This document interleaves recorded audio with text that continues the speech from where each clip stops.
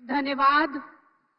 और अब हम सब जिन्हें सुनने को आतुर और प्रतीक्षित हैं, विकसित भारत के स्वप्न शिल्पी, हर वर्ग के विकास हेतु कृत संकल्पित, भारतीय जीवन मूल्यों के मूर्तिमान प्रतीक, हमारे देश के लोकप्रिय नेता और विश्व नेता, हमारे प्रधानमंत्री सम्मानीय श्रीमान नरेंद्र मोदी जी से करबद्ध निवेदन करती हूं कि वे कृपया सभा को संबोधित करें और हम उनके उद्बोधन से लाभान्वित हों।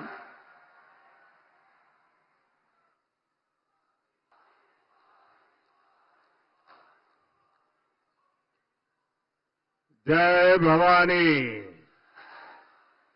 जय भवानी, जय माता महाकाली, जय सेवालाल, जय बिरसा, आपल्या सर्वांना माझा नमस्कार।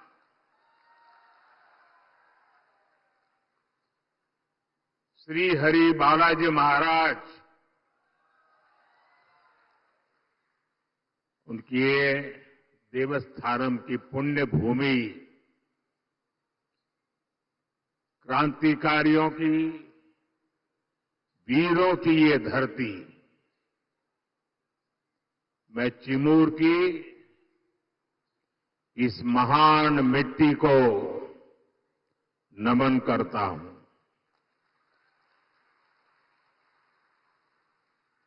इस भूमि के गोंड सरदार वीर बाबूराव पुल्लेसूर शेळमाके को मैं नमन करता हूं। साथियों, महाराष्ट्र में चुनाव के क्या नतीजे आने वाले हैं, ये आप लोगों ने आज ही दिखा दिया है।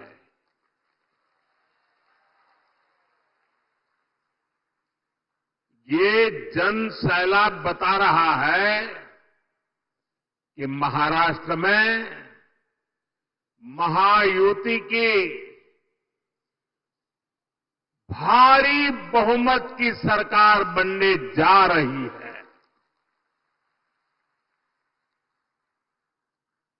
चिमूर की जनता ने और पूरे महाराष्ट्र ने ठान लिया है, भाजपा महायुति आहे तर गती आहे, महाराष्ट्राची प्रगती आहे।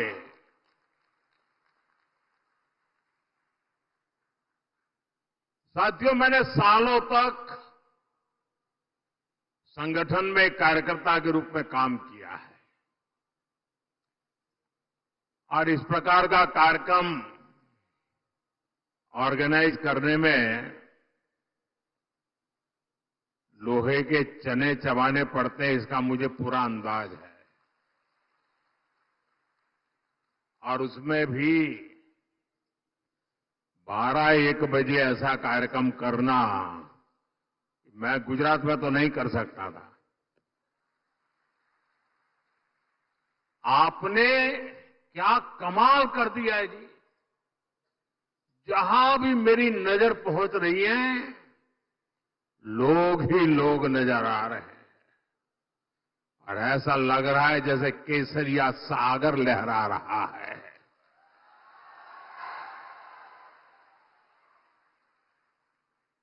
साथियों, मैं आज महाराष्ट्र भाजपा को भी बधाई दूंगा,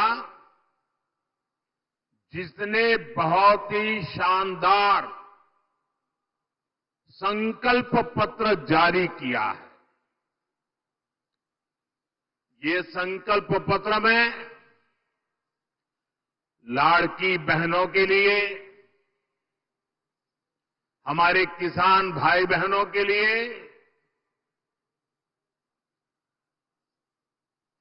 देश की युवा शक्ति के लिए महाराष्ट्र के विकास के लिए एक से बढ़कर एक शानदार संकल्प लिए गए हैं। एआई यूनिवर्सिटी की बात हो, वाटर ग्रिड प्रोजेक्ट हो, हर घर से पाइप से पानी हो, देहात में पक्का घर हो, डिजिटल कनेक्टिविटी को बढ़ाना हो, इसमें महाराष्ट्र के भविष्य को उज्जवल बनाने के लिए बहुत सारी योजनाएं और संकल्प की प्रस्तुति है। मैं महाराष्ट्र के आप सभी लोगों को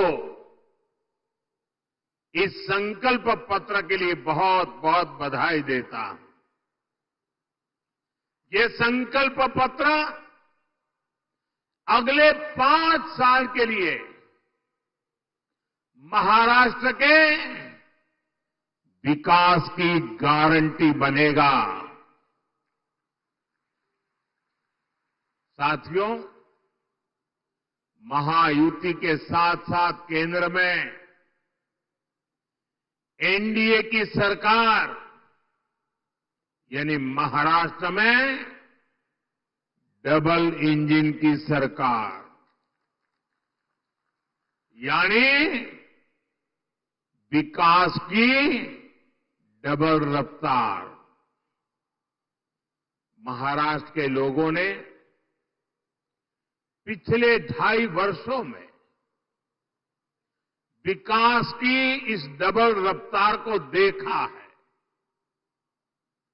आज महाराष्ट्र देश का वो राज्य है जहां सबसे ज्यादा विदेशी निवेश हो रहा है। फॉरेन डायरेक्ट इन्वेस्टमेंट, यहां नए एयरपोर्ट बन रहे हैं, नए एक्सप्रेस वेज बन रहे हैं। आज महाराष्ट्र में करीब 1 दर्जन वंदे भारत ट्रेनें चल रही है। राज्य के 100 से ज्यादा स्टेशनों का कायाकल्प किया जा रहा है। राज्य में कई रेल मार्गों का विस्तार हो रहा है। साथियों, महायुति की सरकार किस स्पीड से काम करती है और ये अगाड़ी वालों की जमात कैसे कामों को रोकते हैं, चंद्रपुर के लोगों से बेहतर ये बात और कौन जानेगा। यहां के लोग दशकों से रेल कनेक्टिविटी की मांग कर रहे थे, लेकिन कांग्रेस और अगाड़ी वालों ने कभी भी ये काम होने नहीं दिया। हमारी सरकार ने कांपा वरोरा रेलवे लाइन को मंजूरी दी। नागपुर से गढ़चिरौली रेलवे लाइन का काम भी अब बस पूरा होने की तैयारी में है। इससे किसको सुविधा मिलेगी? आपको ये सुविधा मिलेगी, आपका समय बचेगा, आपका पैसा बचेगा। भाइयों बहनों, महाराष्ट्र का तेज विकास ये अगाड़ी वालों के बस की बात नहीं है भाई।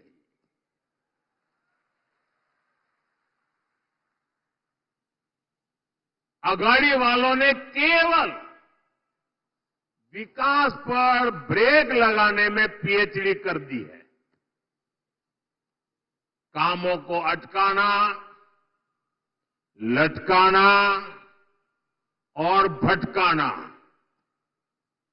ये कांग्रेस वाले तो इसमें डबल पीएचडी है, एक्सपर्ट है। 2.5 साल में इन्होंने मेट्रो से लेकर बाढ़वण, पोर्ट और समृद्धि महामार्ग तक हर विकास परियोजनाओं को रोकने का काम किया। इसलिए याद रखिएगा, अघाड़िया ने भ्रष्टाचार के सबसे बड़े खिलाड़ी,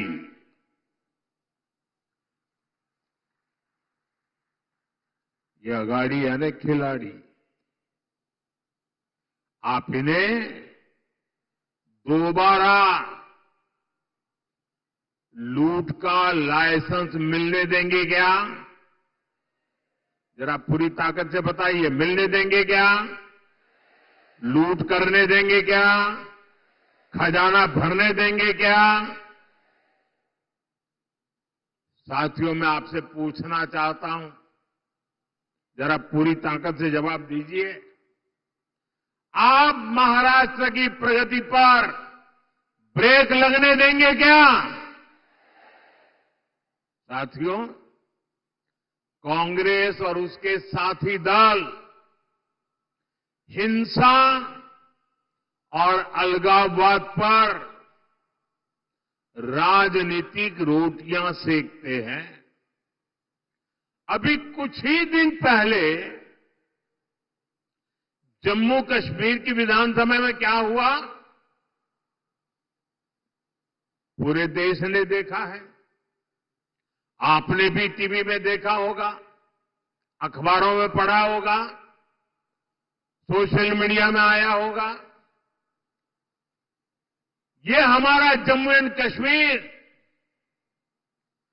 दशकों तक अलगाववाद और आतंकवाद में जलता रहा। महाराष्ट्र के मेरे कितने ही वीर जवान मातृभूमि की रक्षा करते करते जम्मू कश्मीर की धरती पर शहीद हो गए। और ये हालत बनी कैसे? ये पाप पनपा कैसे?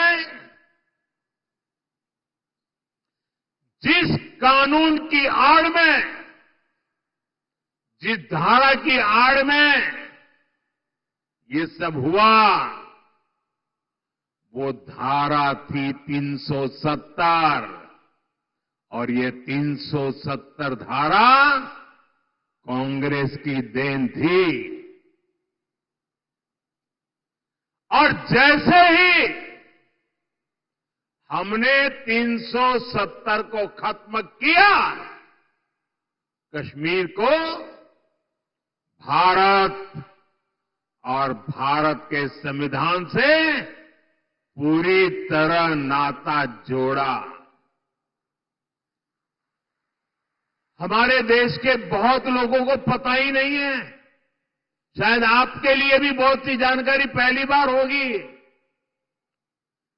बाबा साहब आंबेडकर ने जो संविधान बनाया, जो संविधान पूरे देश ने स्वीकार किया, लागू किया, लेकिन आपको जानकर के दुख होगा, इस संविधान की माला जपने वाले लोगों ने 7 दशक से भी ज्यादा समय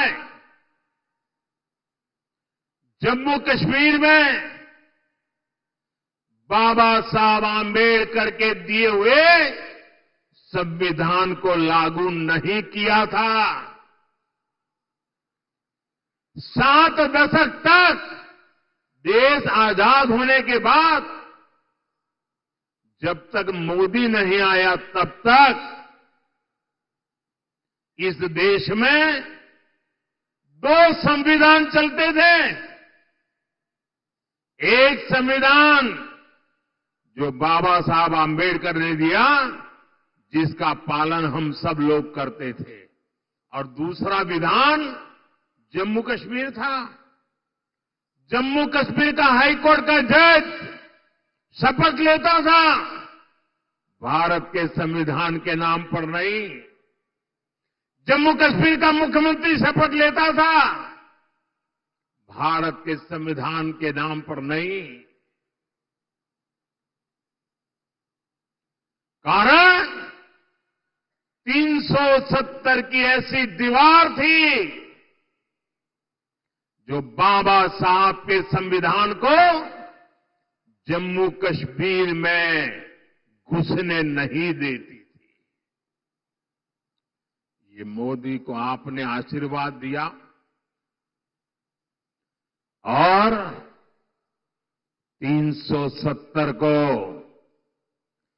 हमेशा हमेशा के लिए हमने जमीन में गाड़ दिया दोस्तों। लेकिन कांग्रेस वालों को, उनके साथियों को ये बात पच नहीं रही है और इसलिए कांग्रेस और उसके साथी कश्मीर में फिर से धारा 370 वापस लाकर के लागू करने का प्रस्ताव सदन में लाए हैं, सदन में पास करवा रहे हैं। जरा कांग्रेस वालों को पूछिए, उनके साथियों को पूछिए कि जो धारा 370 खत्म हो गई, जिस जम्मू कश्मीर में भारत का संविधान पैर नहीं रख सकता था, उस जम्मू कश्मीर में भारत का संविधान पहुंचा। क्या आप फिर से इसको रोक लोगे? ये लोग वो काम कर रहे हैं जो काम पाकिस्तान चाहता है। मैं जरा यहां के लोगों से पूछना चाहता हूं, क्या कांग्रेस को ये करने देंगे आप? ये करने देंगे? 370 वापस आने देंगे? जम्मू कश्मीर को हमसे दूर रखने देंगे? उनके और उनके साथियों को सजा देंगे? साथियों, हमारे चंद्रपुर के इस क्षेत्र ने भी दशकों तक नक्सलवाद की आग को झेला है। इस क्षेत्र ने क्या कुछ नहीं सहा। नक्सलवाद के कुचक्र में कितने ही युवाओं का जीवन बर्बाद हो गया। हिंसा का खूनी खेल चलता रहा। औद्योगिक संभावनाओं ने यहां दम तोड़ दिया। कांग्रेस उसके साथियों ने आपको सिर्फ और सिर्फ खूनी खेल दिए हैं। ये हमारी सरकार है जिसने नक्सलवाद पर लगाम लगाई है। आज ये पूरा क्षेत्र खुल करके सांस ले पा रहा है। अब चिमूर और गढ़चिरौली के क्षेत्र में नए अवसर बन रहे हैं। इस क्षेत्र में नक्सलवाद फिर से ना हावी हो जाए, इसके लिए आपको कांग्रेस और उसके साथियों को यहां फटकने भी नहीं देना है। मेरी बात मानोगे ना? जरा जोर से बताइए, मानोगे ना? साथियों, बीजेपी और महायुति सरकार हमारा जो सबका साथ सबका विकास का मंत्र है, उसी को लेकर के हम काम कर रहे हैं। मैं गरीब के जीवन की मुश्किलों को समझता हूं, इसलिए आपका जीवन आसान बनाने के लिए दिन रात काम करता हूं। हमारी सरकार में करोड़ों गरीबों को पीएम आवास मिले। हमारी सरकार में करोड़ों गरीबों को मुफ्त इलाज की गारंटी मिली। नई सरकार बनते ही हमने आयुष्मान योजना का लाभ 70 वर्ष से अधिक उम्र के सभी बुजुर्गों को भी दे दिया। हमने गांव-गांव सड़क पहुंचाई, बिजली पहुंचाई, करोड़ों परिवारों को जल जीवन मिशन के तहत पानी का कनेक्शन मिला। अकेले चिमूर में ही 16 लाख परिवारों को मुफ्त राशन मिल रहा है, ताकि गरीब के घर का चूल्हा जलता रहे। गरीब कल्याण की योजनाओं का सबसे ज्यादा लाभ हमारे वंचित समाज को हुआ है। दलित हो, पीड़ित हो, शोषित हो, आदिवासी हो, ओबीसी हो, उनको मिला है। और ऐसे ही प्रयासों से पिछले 10 साल में 25 करोड़ लोग गरीबी से बाहर निकले हैं। महायुति की सरकार इस क्षेत्र में भी गरीबों को मजबूत करने के लिए, उन्हें नए अवसर देने के लिए काम करेगी। साथियों, हमें महाराष्ट्र को समृद्ध बनाने के लिए हमारे किसानों को समृद्ध बनाना है। आज यहां किसानों को पीएम किसान सम्मान निधि का फायदा मिल रहा है। महायुति सरकार साथ में नमो शेतकरी योजना का डबल फायदा भी दे रही है। चंद्रपुर जिले में और इस क्षेत्र में धान की पैदावार भी होती है। आणि तुमच्या चिन्नोरची चव किती मधुर असते। आप सभी को महाराष्ट्र भाजपा की घोषणाएं बहुत मदद करने वाली है। साथियों, हमारी सरकार सोयाबीन किसानों को संकट से उबारने के लिए भी आर्थिक सहायता दे रही है। सोयाबीन किसानों को अलग से 5,000 रुपये दिए जा रहे हैं। महायुति की सरकार ने सोयाबीन का न्यूनतम समर्थन मूल्य 6,000 प्रति क्विंटल करने का भी वायदा किया है। हमने प्याज निर्यात शुल्क को भी कम किया है, ताकि हमारे किसान भाइयों की आय बढ़े। भाइयों और बहनों, महाराष्ट्र में किसानों का कांग्रेस और अगाड़ी की सरकार ने बहुत नुकसान किया है। आपको याद है, अपने शासन में इन्होंने जलयुक्त शिवार योजना को रोक दिया था। महायुति सरकार ने यह काम फिर से शुरू किया। बीते वर्षों में नीलवंडे बांध और कैनाल के काम पूरे हुए हैं। विशाल गोसीखुर्द प्रोजेक्ट भी अब पूरा होने जा रहा है। साथियों, चंद्रपुर के तो बैम्बू दुनिया भर में मशहूर है। ये हमारी सरकार है जिसने बैम्बू से जुड़े अंग्रेजों के जमाने के पुराने नियमों को बदला, कानूनों को बदला, जिसके लिए आपके लिए बैम्बू की खेती आसान हो जाए। गढ़चिरौली और चंद्रपुर में बांस शिल्पकारों की स्किल ट्रेनिंग पर भी हमारी सरकार जोर दे रही है। साथियों, मैं आपको कांग्रेस और उसके साथियों की एक बड़ी साजिश से भी सावधान कर रहा हूं। हमारे देश में आदिवासी समाज की जनसंख्या करीब करीब 10% के आसपास है।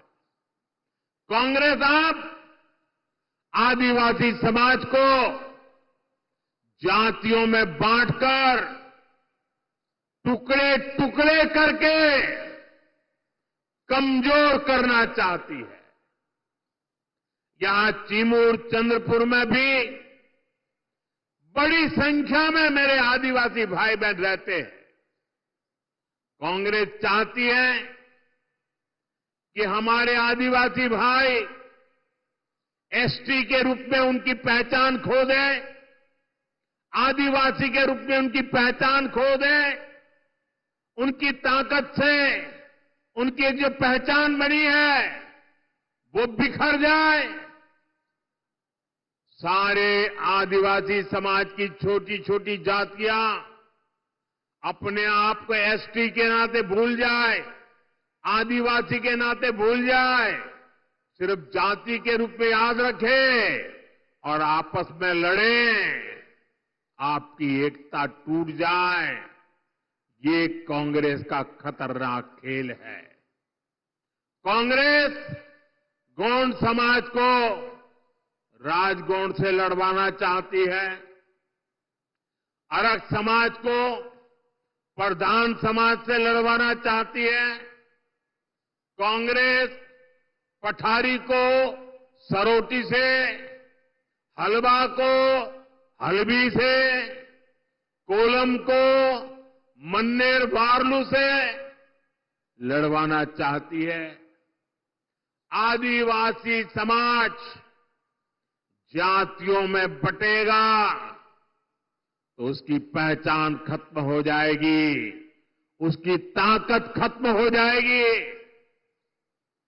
विदेश में जाकर कांग्रेस के शहजादे खुद ये ऐलान कर चुके हैं। इसलिए मैं कहता हूं, हमें कांग्रेस के इस षड्यंत्र का शिकार नहीं होना है, हमें एकजुट रहना है। और इसलिए मेरा तो आपसे एक ही आग्रह है, हम एक रहेंगे तो सेफ रहेंगे, हम एक रहेंगे तो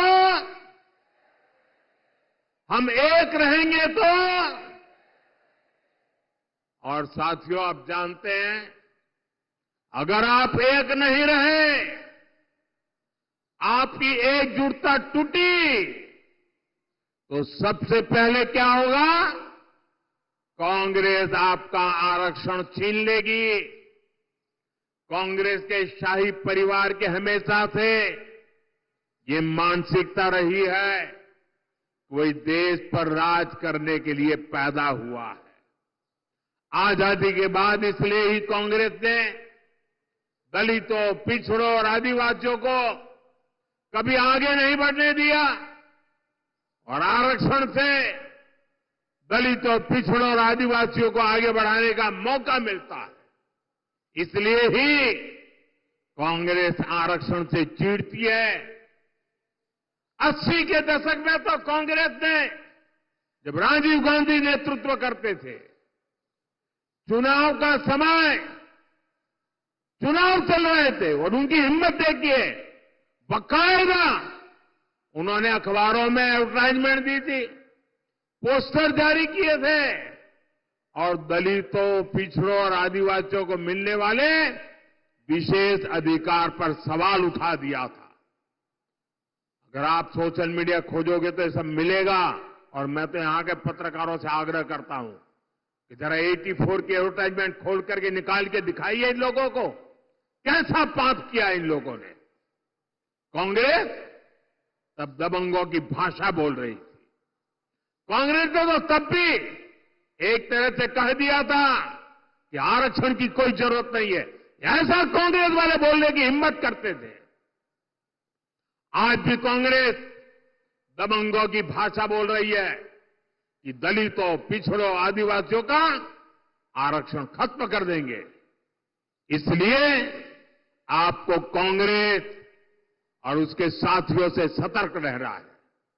साथियों, हमें चंद्रपुर और महाराष्ट्र के विकास अभियान को और तेजी से आगे बढ़ाने की जरूरत है। ये काम केवल और केवल महायुति सरकार ही करेगी। मेरी अपील है, आप महायुति के उम्मीदवारों को भारी बहुमत से जिताइए। और साथियों, इतना बड़ा जनसैलाब इस बात की गारंटी बन जाता है कि यहां सबकी सब सीटें आप जिताने वाले हो। आप सभी इतनी बड़ी तादाद में हम सबको आशीर्वाद देने के लिए आए।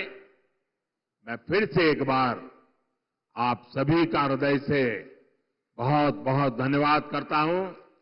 पूरी ताकत से मेरे साथ बोलिए, भारत माता की। दोनों हाथ ऊपर करके पूरी ताकत से बोलिए, भारत माता की, भारत माता की, भारत माता की, भारत माता की। बहुत बहुत धन्यवाद।